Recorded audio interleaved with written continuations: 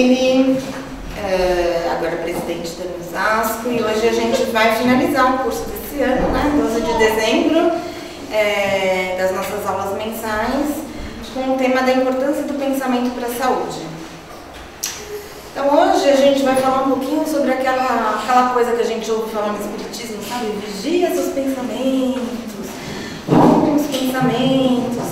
Parece uma coisa que fica martelando na nossa cabeça e a gente, na verdade, não compreende muito bem, né? Mas como assim? Então hoje nós vamos tentar desmistificar um pouquinho, trazer um pouco de um olhar científico para isso. Então nós vamos falar sobre esse capítulo que está contido no livro Saúde Integral, escrito por um médico que se chama Jorge Darré, que é do movimento espírita. A primeira coisa que a gente vai falar é sobre a conceituação de mente, né? Então, vamos falar sobre pensamento. A primeira coisa é pensar o que é a mente.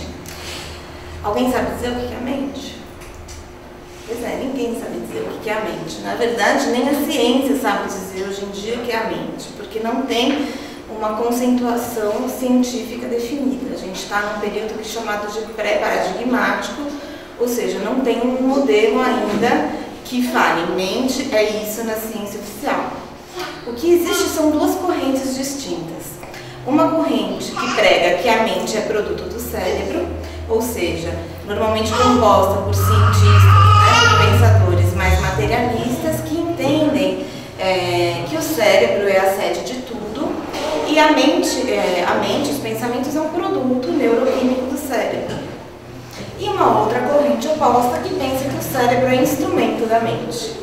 Ou seja, tem algo que transcende o cérebro e preside o seu funcionamento, sendo o cérebro só um instrumento de manifestação da mente. Obviamente, para nós espíritas, a segunda opção é a que faz mais sentido, uma vez que a gente entende que nós não somos só esse corpo físico que aqui vos fala, e sim que tem um espírito eterno que nos habita. Portanto, no movimento espírita, o pensamento da doutrina espírita entende que a mente está contida no espírito. A mente é um atributo do espírito, não é? E o cérebro é um instrumento de manifestação da mente. Assim como esse corpo que nós estamos aqui é passageiro, o cérebro também é matéria, passageiro. O que não é passageiro, o que é eterno, é o espírito que contém a mente. Vamos lá, para a gente pensar um pouquinho, né? Então, tá bom, a mente está lá, é um atributo do espírito, não está aqui no nosso corpo, né? Enfim, ela transcende o nosso corpo. Dos pensamentos mais interessantes que a gente tem de mente é nesse primeiro capítulo do livro Pensamento e Vida. Aqui nós da Osasco já fizemos algumas palestras sobre esse livro, né, que é dito pequeno e grande livro, que é um livro pequenino, mas com capítulos assim que você lê, que você fala, gente, deixa pra lá, na outra vida eu entendo isso daqui, porque é um negócio que não é brincadeira. E o primeiro capítulo chama Espelho da Vida e propõe uma definição de mente, né? Então ele começa, a primeira frase a mente é o espelho da vida por toda parte. Então nós espíritas, se a gente perguntarem pra gente assim, então, o que você entende por mente? A gente solta essa, né? A mente é o espelho da vida por toda parte. A gente faz aquela cara de conteúdo como se a gente entendesse o que a gente está falando, a gente vai arrasar, né? Porque é poético, não é isso? A mente é o espelho da vida por toda parte. O que ele está querendo dizer com isso? Gente, até hoje eu fico elucubrando sobre essa frase, que é muito intensa, né? Esse livro tem essa característica, ele é intenso e poético. Cada frase contém uma profundidade que só Emmanuel consegue trazer pra gente. Mas ele tenta aí escrever um pouquinho e trazer pra gente. Definindo a mente por espelho da vida, reconhecemos que o coração lhe é a face e o cérebro é o centro de suas ondulações, gerando a força do pensamento que tudo move, criando e transformando, destruindo e refazendo, para crisolar e sublimar. O coração lhe é a face. Então ele já está colocando uma entidade muito importante, que é o sentimento. o centro de suas ondulações. Então quer dizer que é onda, gerando a força do pensamento que tudo move, criando e transformando. Então o pensamento tem uma força criadora, transformadora, destruidora, que pode refazer para crisolar e sublimar. A crisolar vem da crisálida, né? Crisálida da borboleta, que faz todo aquele processo de transformação. Então você vê que é tranquilo ler esse livro. Né? Mas ele traz assim uma profundidade muito interessante. Né? Tem gente que fica anos e anos estudando esse livro. Enfim, ele continua um pouquinho. Trouxe só um pouquinho porque sem chance, né? Nos seres primitivos ele aparece sobre a mente, sob a ganga do instinto. Nas almas humanas mais normais, surge entre as ilusões que salteiam a inteligência e revela-se nos espíritos aperfeiçoados por brilhante e precioso a retratar a glória divina. Então, nos espíritos aperfeiçoados, ele retrata, reflete Deus. A mente seria, em suma, peguei uma frasezinha, né? O campo de nossa consciência desperta na faixa evolutiva em que o conhecimento adquirido nos permite operar. Ou seja, o que é óbvio, na verdade, dependendo da nossa faixa evolutiva, na faixa em que nós vibramos, a consciência vibra da mesma forma. Muito bem, vamos guardar então esse conceito de mente, né? No capítulo ele começa com esse conceito e aí ele vai falar um pouquinho sobre a questão do fluido cósmico universal, que nós já falamos aqui incansavelmente, mas sempre é bom repetir porque, né? Enfim, essas coisas não são tão fáceis, né? Então, o fluido cósmico universal, a definição de fluido cósmico universal, que é o plasma divino, o hausto do Criador. Nesse elemento vibram e vivem constelações e sóis, mundos e seres como peixes no oceano. Ou seja, o que é essa história de fluido cósmico universal? Nós estamos contidos, imersos, mergulhados nesse fluido cósmico universal e tudo é feito dele. Tudo. Muito bem. Pensando desse jeito, vamos começar a tentar compreender um pouquinho os atributos do pensamento. Né? Ele falou ali naquela frase super bonita que é uma força criadora, que tem onda. Enfim, vamos lá. Esse físico quântico contemporâneo, que se a Wikipedia não estiver errada, ele faleceu em 1992, ele tem uma super influência na construção da física quântica. Ele diz, ele é daqueles da nossa turma, né? Ele é da turma que pensa que existe uma ordem implicada em todo o universo que corresponde a uma consciência anterior e promotora dos eventos físicos. Então, quer dizer, ele entende que o cérebro é um instrumento da mente, tem uma força anterior, né, que promove os eventos físicos de toda a natureza. Então ele não consegue, ele está falando assim, não consigo explicar tudo pela física quântica. Tem uma coisa antes disso que promove tudo isso. Né? Então esse é um cientista influente da nossa época, né, que traz e que briga por esse conceito. Em Mecanismos da Mediunidade, ele está falando assim, que André Luiz está sempre falando, gente, olha, existem outras manifestações de luz, de eletricidade, do calor, da matéria, desconhecidas das faixas da evolução humana. Por enquanto, somente poderemos recolher informações pelas vias do espírito. Ele está dizendo assim, gente, senta, a gente não entende nada, a gente sabe muito pouco, vamos nos recolher a nossa ignorância e entender que existe muito mais coisas que a gente pode imaginar do que a nossa ciência já abarcou. Então, é muita prepotência a gente achar que a nossa ciência descobriu tudo. Né? Eu costumo falar assim, eu sou extremamente jovem e na minha infância não tinha internet. Então, pensa que como a gente já evoluiu. Não é? É um absurdo pensar que em 30 anos não existia, em 30 anos atrás não existia internet, não é? Não existia um telefone celular, não existia. Então, pensando nisso, quanto que a nossa ciência evolui? Imagina quanto que a para evoluir. Então, isso é algo que é óbvio, né? Mas não, os cientistas entendem que não, já descobri o suficiente para eu poder dizer que é desse jeito, né? Então, tem toda essa questão do orgulho humano, né? E ele continua dizendo, André Luiz, em Evolução em Dois Mundos. Como é que Deus cria? Né? Então, assim, pensamento tem uma força criadora. Então, ele vai falando que toda essa riqueza de plasmagem nas linhas da criação de Deus ergue-se à base de corpúsculos sob irradiações da mente. Né? Então, nas linhas da criação, ergue-se à base de corpúsculos sob irradiações da mente. Corpúsculos e radiações que no estado atual de nossos conhecimentos, embora estejamos fora do plano físico, não podemos definir. Ele está falando, gente, nem eu sei explicar. André Luiz está falando. Nem a gente que está aqui fora do plano físico não podemos definir em sua multiplicidade e configuração. Então, nem para eles conseguem entender. Né? Então, veja bem, se eles não conseguem abarcar tudo isso, então, né, a gente então nem pensar. Mas o que ele está querendo dizer aqui? Um primeiro conceito muito importante quando a gente fala de pensamento. Pensamento tem a força criadora.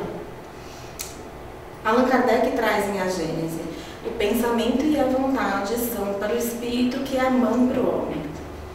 Então, na espiritualidade, toda a criação, todo esse movimento é pela mente, é feito pelo pensamento. Isso é algo muito importante da gente ter como conceito. O pensamento e a vontade é para o espírito que é a mão para o homem. Né? Então, aquela história, Deus criou o mundo, pensa que Deus não pegou a argilinha, fez e criou. Não, criou com a força do pensamento, de uma maneira que nem a espiritualidade superior consegue compreender ainda, porque é algo ainda muito... são os mistérios da criação, né? Muito bem, esse é um conceito muito importante para a gente trazer qual que é o nosso objetivo. O objetivo é tentar entender como o nosso pensamento influencia na gente, na nossa saúde, no nosso bem-estar, não é isso? Então a gente está entendendo que o pensamento, ele tem uma força criadora. E André Luiz vai trazer um conceito muito interessante, muito desconfortável, que a gente não pode não ter. Ele traz que nós somos co-criadores em plano menor. Por que eu digo desconfortável? Porque ele fala que existe a matéria mental. Então o pensamento é matéria. Então, o que ele fala? É também no hálito divino que a nossa matéria mental plasma suas criações temporárias. Então, é também no fluido cósmico universal, que preside tudo, que forma tudo, que a nossa matéria mental plasma, imprime suas criações temporárias. O fluido cósmico universal recebe as emanações do fluxo espiritual que nos caracteriza e a assimilação da matéria base com a energia espiritual emanada forma as criações da matéria mental. Ele traz um conceito importantíssimo. Pensamento é matéria. Como assim? É matéria que a gente não conhece. É um estado da matéria em que a gente não sabe qual é, não sabemos quais elementos que compõem, quais leis que regem, mas é matéria.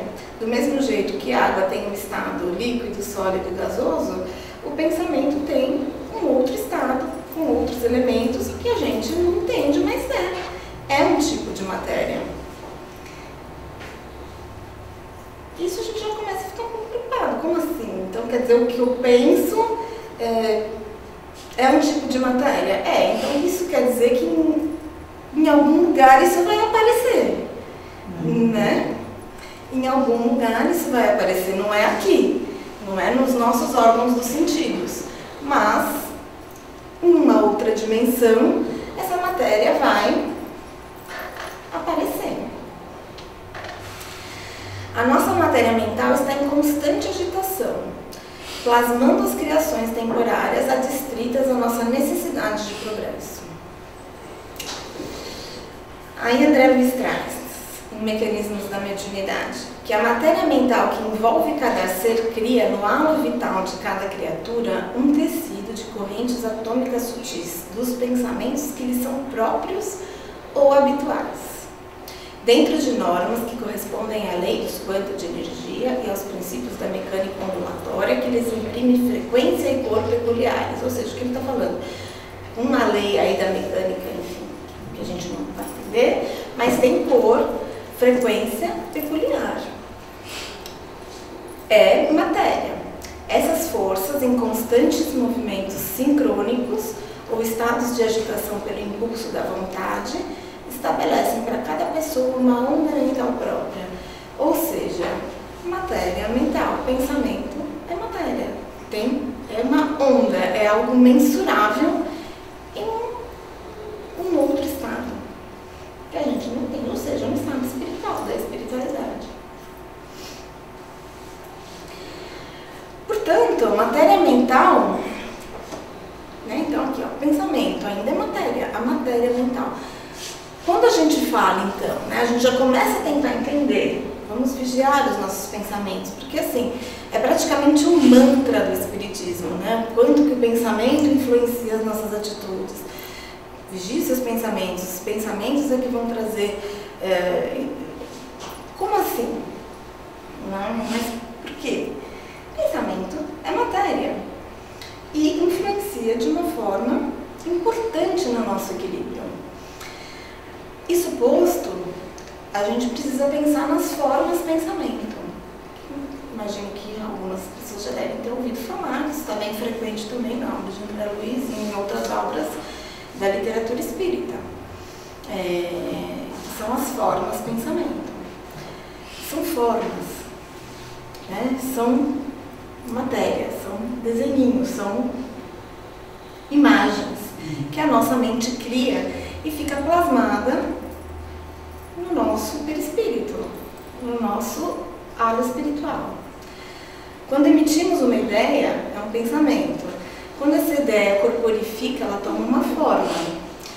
E quando ela é sustentada, ela é só sustentada pela vontade e pelo sentimento. Então, como é que é? A gente já falou da vontade antes, vamos falar um pouquinho dessa história de vontade, porque isso é muito importante para que dê direcionamento a esse pensamento. Então, esse pensamento é emitido, é matéria, tem forma.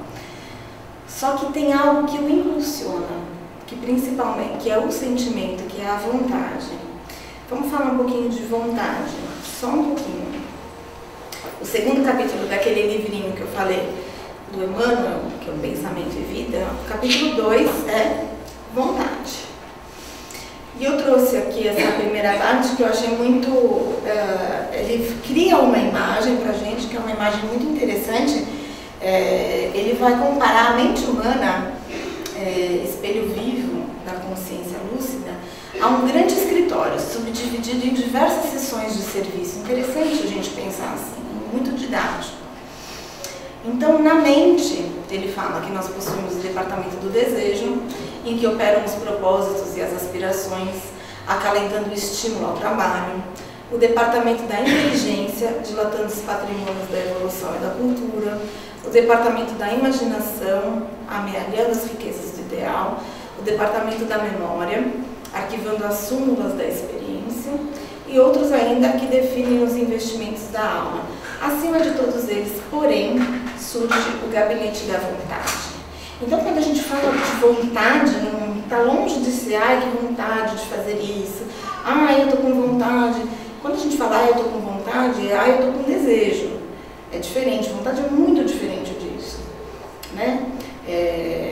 Vontade tem um pouco a ver quando a gente fala da nossa força de vontade. Você precisa ter força de vontade.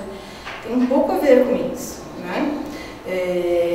Mas a vontade é um conceito muito intenso e muito importante, que preside a nossa mente. A vontade é a gerência esclarecida e vigilante, governando todos os setores da ação mental. Esse conceito de vontade, apesar da gente usar vulgarmente essa palavra com outros significados no nosso nosso dia a dia, né? Normalmente com esse, que eu tô falando, vontade de comer, não sei o quê. Um desejo, né?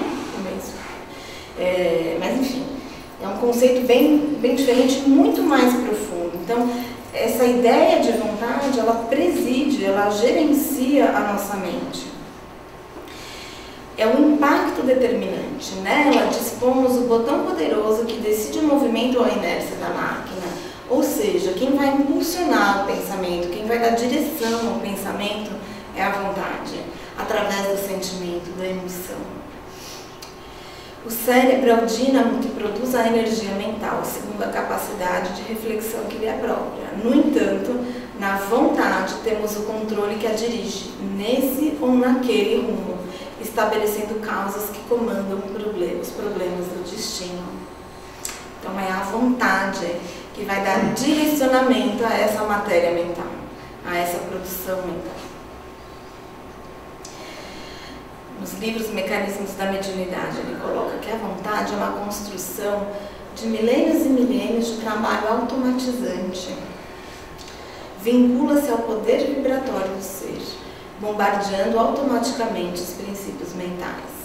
Então, não é de um dia para o outro que a gente muda as nossas disposições mentais e essa força de vontade ou essa vontade voltada para o bem surge.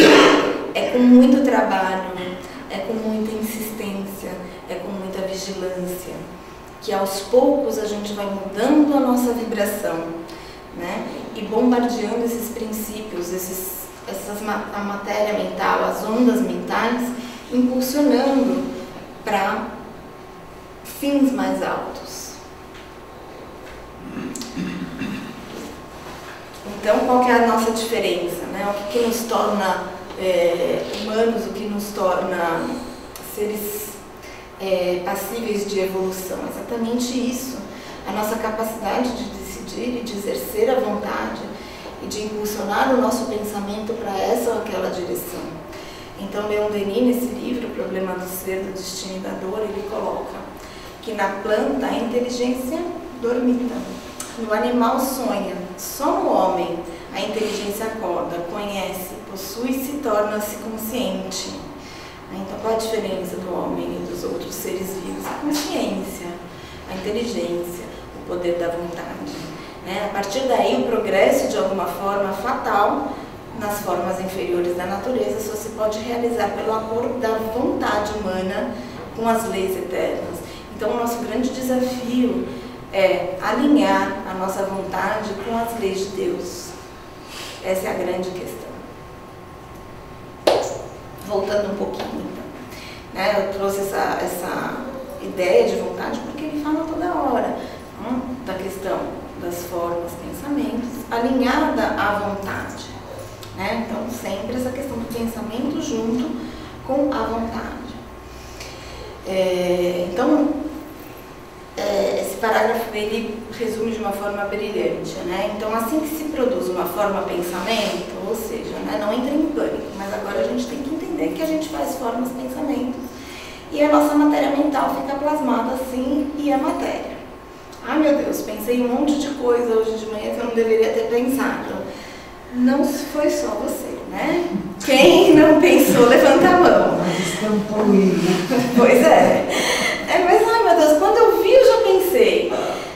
Então, lembra, é um trabalho automatizante. É algo que a gente precisa treinar a nossa vontade. Como?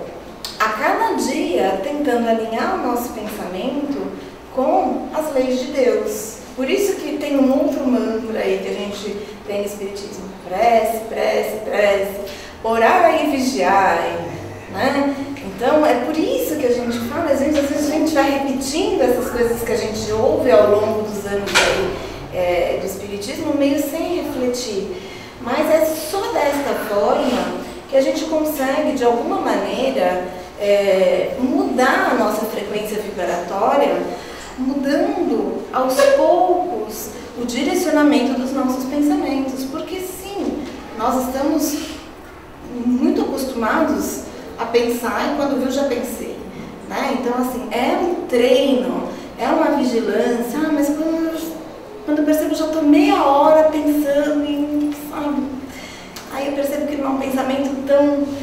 legal assim. Bom, hoje é meia hora. Amanhã, quem sabe, você no meio do pensamento consegue, opa, vamos mudar essa chavinha. E acho que uma pergunta muito interessante de fazer é: qual é o sentimento, qual é a emoção que esse pensamento está carregando? É uma emoção interessante? É uma emoção que vai me trazer equilíbrio? É um sentimento que vai me trazer equilíbrio? Se não é, questione-se. Né? Vigilância. Me perdi. Assim é que se produz uma forma pensamento que é, de certo modo, uma entidade animada, de intensa atividade a gravitar em torno do pensamento gerador. Se esse pensamento implica uma aspiração pessoal de quem o formulou, tal como se dá com a maioria dos pensamentos, voltei então ao derredor do seu Criador, pronto sempre a reagir de forma benéfica ou maléfica cada vez que o sinta em condições passivas. Estranhamente simbólicas, formas pensamentos, algumas delas representam graficamente os sentimentos que o originaram, que as originaram, ou seja, é isso que eu estou falando. Quais sentimentos que estão nesse pensamento? Então, só para a gente não esquecer, né? Então, criamos imagens fluídicas, o pensamento se reflete no nosso envoltório espirítico como num espelho. Toma nele corpo e aí, de certo modo, se fotografa. Então, não tem jeito. Nosso pensamento é matéria. O que a gente falou até agora? Pensamento é matéria mental. É uma matéria num estado em que a gente não conhece, em que estado em que a gente não entende muito bem, mas é matéria. Essa matéria é passível de ser trabalhada numa outra dimensão. Tem um pensador moderno que a gente gosta muito, que fala que, se pudesse, brincadeira, mas só um minuto, que eu acho muito interessante essa ideia que ele traz. Teve um insight um dia, mas que é muito interessante, que se a gente colocasse o pensamento numa equação matemática, pensamento seria a ideia mais o sentimento. Então tem uma ideia, tem um tema, tem toda uma proposta, carregar envolta de sentimento, que é o que impregna aquilo, que é o que dá um direcionamento. Então o pensamento é composto por isso, e é disso que vai compor a matéria mental, né?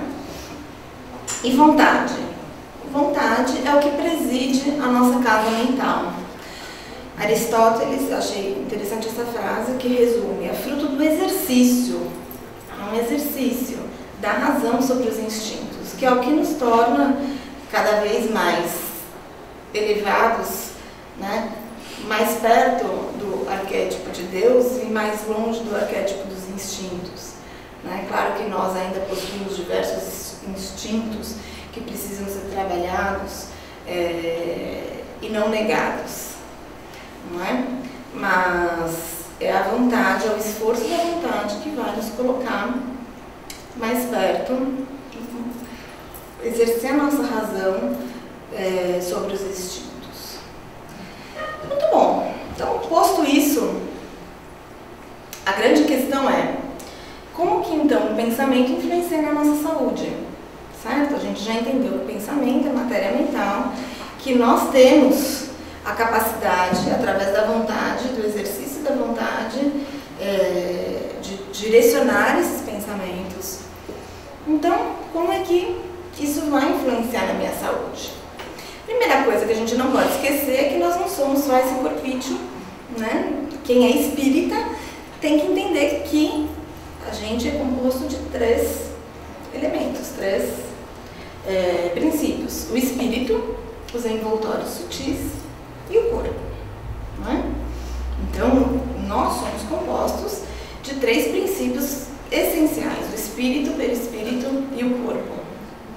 A ausência de qualquer um desses levaria ao nosso aniquilamento. Se temos, pois, 3 princípios, esses 3 princípios devem reagir um sobre o outro e seguir-se-á a saúde ou a doença de acordo com a harmonia ou a discordância entre eles, né? Então, a dinâmica da saúde ou da doença está como esses nossos 3 princípios interagem. Então, pegando lá o pensamento, né? O pensamento, a fonte do pensamento é da mente, certo? A mente está contida no espírito. Existe um envoltório chamado corpo mental, que é muito pouco explicado ainda na literatura espírita, mas em Evolução em Dois Mundos é trazido, que é o santuário vivo em que a consciência imortal prossegue em manifestação incessante, extremamente poroso e plástico.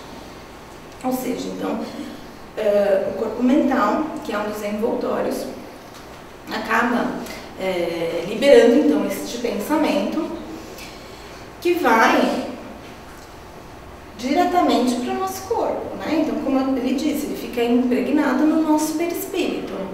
Então, emitimos esse pensamento, então pensando na gênese das doenças, né? Emitimos esse pensamento desarmônico. Esse pensamento ele vem através do centro coronário, né? Então, só lembrando, aqui tem um desenhinho dos nossos chakras que estão no nosso perispírito, né? Nossos centros de força. Então, no centro que é no topo da cabeça, o coronário, onde tem a ligação direta do nosso espírito. Essa energia, esse fluido, essa matéria mental é distribuída aos centros de força, desequilibrando a nossa energia vital, refletindo no nosso perispírito, levando ao desequilíbrio físico. Fica interessante pensar que o nosso pensamento é matéria, fica um pouco mais palpável até, né? Pensar que esse pensamento, então, ele pode chegar de fato até o nosso corpo físico. Primeiro passando pelo perispírito. E aí, temos que a mente, então, é muito mais poderosa para instalar doenças e desarmonias do que todas as bactérias e vírus conhecidos. Ou seja, pensando que o nosso, né, entendendo que o nosso pensamento é matéria, então leva a gente a pensar várias coisas. Então essa exteriorização, então pensando agora na questão da doença, né, do adoecimento. Então o que eu estou exteriorizando nesse momento teve origem no meu espírito, teve origem no meu pensamento. A doença é a exteriorização da desarmonia mental, de uma matéria mental em desarmonia. Toda doença. Então, essa história, né, de vitimização frente à doença não cabe mais há muito tempo. Né? Nós não somos acometidos por doença, nós geramos a doença. Seja nessa existência ou em outras, porque trazemos também no nosso perispírito de outras existências matéria mental impregnada de muito tempo. Então, a doença muda o paradigma, muda a visão. Vou combater a doença. Claro, nós vamos sempre aqui lutar pela saúde. Ninguém aqui quer ficar doente, né? Mas a ideia é tentar sempre compreender a mensagem que tem por trás dessa doença, em toda doença. Então, na alteração do exame de sangue, no nódulo, no problema de pele, no seja lá o que for, tem um desequilíbrio mental prévio.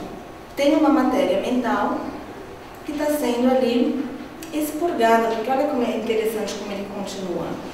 Então a mente é mais poderosa para instalar doenças e desarmonias do que todas as bactérias e vírus conhecidos, que a patogenia diz. Então, essencialmente, que o perispírito, expressão direta da alma, a sustentar o desempenho do organismo e a transmitir-lhe também os efeitos das desarmonias mentais, comprometedoras de sua fisiologia. E que, afinal, a doença funciona como um meio restaurador da estabilidade psíquica, surgindo, pois, a carne como uma espécie de carvão milagroso, absorvendo-nos os tóxicos e resíduos de sombra que trazemos no corpo substancial. Esse parágrafo muda muita coisa do que a gente pensa, junto com esse que é o mantra da Associação Médico-Espírita. Essa frase de Emmanuel, né, porque nós que estamos na Associação Médica Espírita, na verdade, é uma construção de um novo paradigma, né, de um novo modelo. E qual que é a grande questão desse novo modelo? A questão do novo modelo é assim, gente, todo dia quem tem uma doença, ajoelha e agradece. Entendeu? Porque é através da doença que a gente vai restabelecer o nosso equilíbrio, o equilíbrio do nosso espírito, o equilíbrio da nossa alma, porque a doença é o resultado final daquela matéria mental que foi para o corpo. Certo? Ah, e a gripe que eu peguei? Sim, eu tinha uma matéria mental negativa circulando que me deixou mais suscetível a pegar aquela gripe. Certo? Então, por que a pessoa que estava gripada, tossiu na minha frente e na frente do meu irmão, e eu fiquei doente e ele não? Não é assim. Então, tudo, né? Tudo que acontece é por conta dessa questão da matéria mental que está impregnada no nosso espírito. E essa frase de Emmanuel resume esse pensamento de uma maneira brilhante. Para o homem da Terra, a saúde pode significar o equilíbrio perfeito dos órgãos materiais, né? Então, você é saudável? Eu sou saudável, eu não tenho nada. Não tenho nada. Então, tudo bem. Então, eu tenho saúde. Não é assim? Então, só que não. Para o homem espiritual, todavia, a saúde é a perfeita harmonia da alma. Né? Então, assim, seu corpo está bem, mas e tua alma? Como é que está? Então, na verdade, a saúde, peraí lá, eu sou um espírito eterno, não sou? Então, quem que tem que estar saudável? Quem sou eu? Eu sou esse corpo? Lembra que eu sou 3 elementos? Qual que é o elemento mais importante desses 3? O espírito, né? É o que sobrevive à carne. Então, quem que tem que estar saudável? Né? Ah, mas é horrível ficar doente? Sim. Não é? Mas, vamos lá, pensando de uma forma um pouco mais global e ampliando a nossa visão, que é a grande proposta da doutrina espírita. A doutrina espírita amplia. Né? A gente está aqui vendo sobre um funilzinho. A doutrina espírita vem aqui, ó, ampliar. Né? Trazer a nossa vida sobre um novo ponto de vista. E eu fiquei falando no meio da frase. Né? Então, para o homem da Terra, pode significar um perfeito equilíbrio dos órgãos materiais. Mas para o homem espiritual, a saúde é a perfeita harmonia da alma, para a obtenção da qual, muitas vezes, há necessidade da contribuição preciosa das moléstias e deficiências transitórias da Terra. Olha o que ele está falando. Então, para a harmonia da alma, as doenças têm uma contribuição preciosa.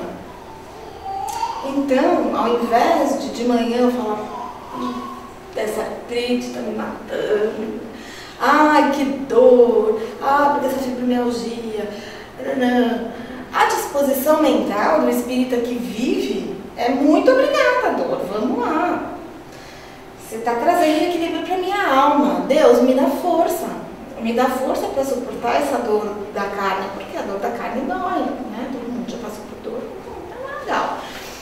Mas que bom, porque de alguma forma é uma exteriorização de algo que estava lá dentro. Não é? Então a disposição mental muda. E quem criou essa matéria mental negativa que circula? Não foi meu vizinho que falou mal de mim. Fui eu. Só eu tenho esse poder de equilibrar-me e desequilibrar. Em evolução em 2 mundos, para a gente já estar chegar ao fim. E aí, né? Então, frente a tudo isso, eu estou em pânico, porque eu estou percebendo que tem essa matéria mental e eu que sou responsável por tudo. Né? Então, qual que é a grande sacada? Qual que é a grande questão? A grande questão é fortalecermos a nossa vontade para que ela se alinhe com as leis de Deus. Né? Então, a vontade fortalecida no bem pode suerguer uma vontade que está enfraquecida, para que essa vontade, novamente ajustada à confiança, e eu puxo uma setinha, confiança, que é a fé, né? É só a fé, que não é acreditar, é confiar em Deus, é que vai dar sustentáculo para que essa vontade consiga prosseguir, tentando através da vigilância. Ajustada à confiança que magnetize naturalmente os milhões de agentes microscópicos do nosso corpo, a fim de que o organismo como um todo, nessa ou naquela contingência, se recomponha para o equilíbrio indispensável. Ou seja, é só a nossa fé. A fé fortalecida na confiança que diz: Deus, muito obrigada. Não sou eu mais que dirijo esse carro aqui, ó, toca. A chave é sua, dirige você. Porque eu acredito, porque eu confio. Eu confio que o que está acontecendo agora é para o meu bem. Por mais que eu esteja sofrendo que nem um cachorro, né? Vamos lá. Força. Me dá força para compreender e agradecer por isso. Isso é fé. Um dia a gente chega lá. E para a gente finalizar, finalizo com uma frase de Hahnemann, que é o pai da homeopatia, que está contida lá no Evangelho segundo o Espiritismo. E ele diz que o homem não se conserva vicioso senão porque quer permanecer vicioso. De modo que aquele que quer corrigir-se sempre pode. Todos nós podemos. De outro modo, não existiria para o homem a lei do progresso. Então, é lei de Deus. Todos nós temos condições de mudar, redirecionar a nossa vontade.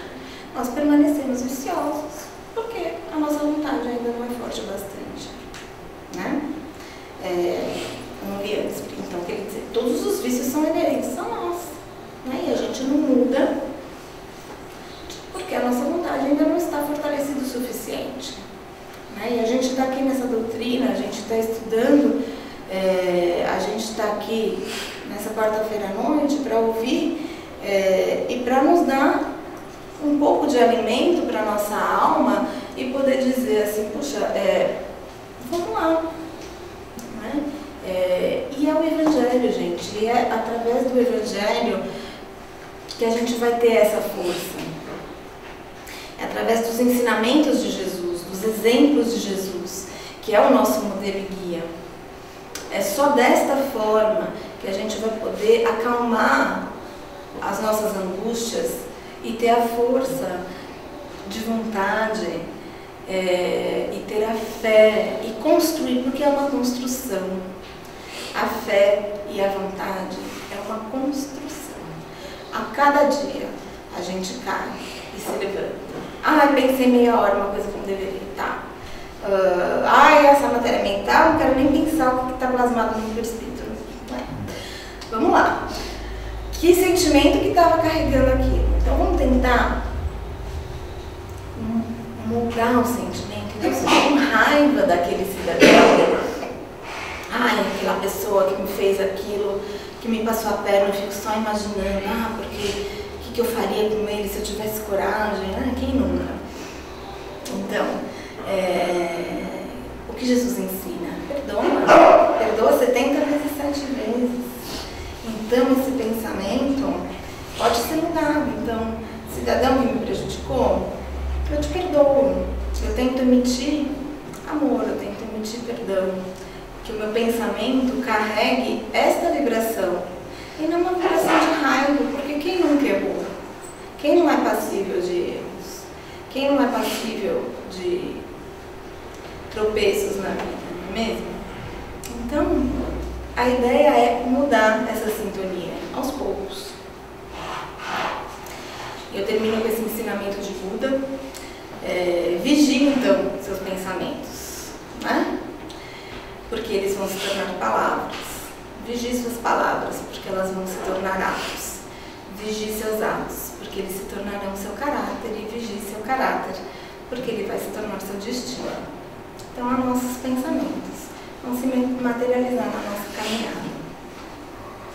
É dessa forma. Certo?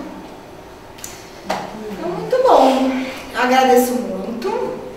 Em nome da nossa equipe da Osasco, né? Nós finalizamos com muita alegria esse ano de 2018. Lembrando a todos que estão aqui, que nos assistem, que visitem o nosso canal, o canal Osasco no YouTube. Essa palestra vai estar lá, junto com as outras, do ano todo. E também tem esse nosso programa, quem não viu, eu recomendo. Tem uma equipe muito boa, apresentadora, então, mulher é espetacular. Eu amo Osasco e você, que tem entrevistas, que a gente vai discutir vários assuntos. Então, vocês vão acompanhando também o que a gente está fazendo através desse canal. E quem também quer saber o que a gente vai fazer ano que vem, né? Tem o site www.moradismael.org. Quem quiser saber o que a gente vai fazer, nós vamos dar continuidade a esse curso ano que vem, aos capítulos desse livro, ao longo do resto do ano. Toda a equipe da AME Osasco, tá bom? A gente está meio que na metade do livro, a gente finaliza ele ano que vem. Tá certo? Muito bem. Então vamos agradecendo ao nosso Mestre Jesus por esse momento. Fechamos nossos olhos. Vamos fazer uma prece para a gente finalizar essa primeira parte. Com muita alegria, com muito amor. Vamos elevando então esse pensamento,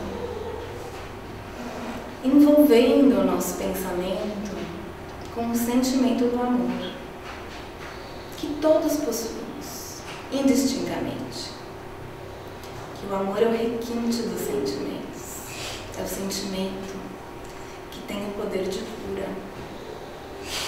O amor liberta.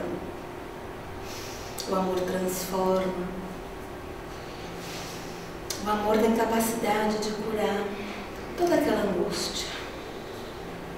Jesus resumiu seus ensinamentos como amar a Deus sobre todas as coisas e ao próximo como a ti mesmo. Possamos refletir nessa frase, que também é dita muitas vezes sem pensar. Mas nós só podemos amar ao próximo se amarmos a nós mesmos. E amar a nós mesmos significa vigiar sim os nossos pensamentos. Pensar como Deus, como Jesus faria nesse momento, nessa situação. Qual é o pensamento que ele emitiria? Qual é o sentimento? Será que eu posso me aproximar um pouquinho disso?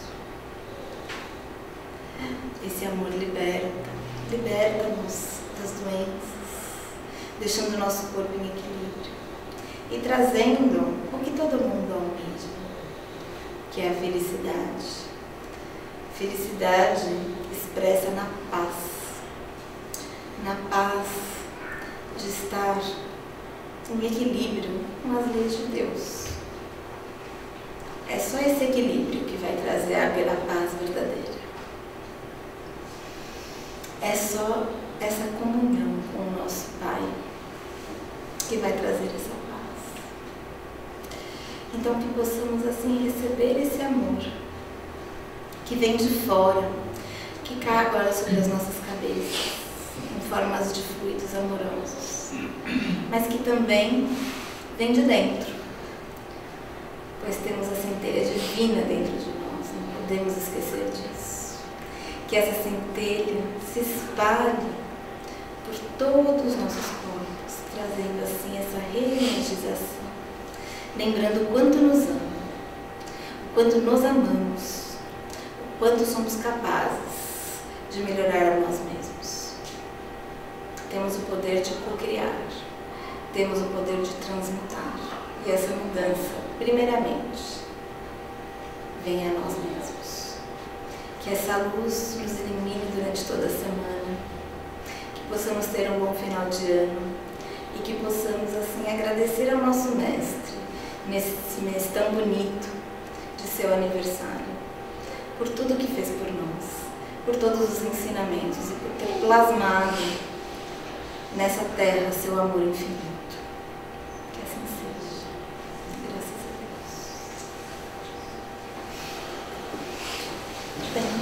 Obrigada, gente.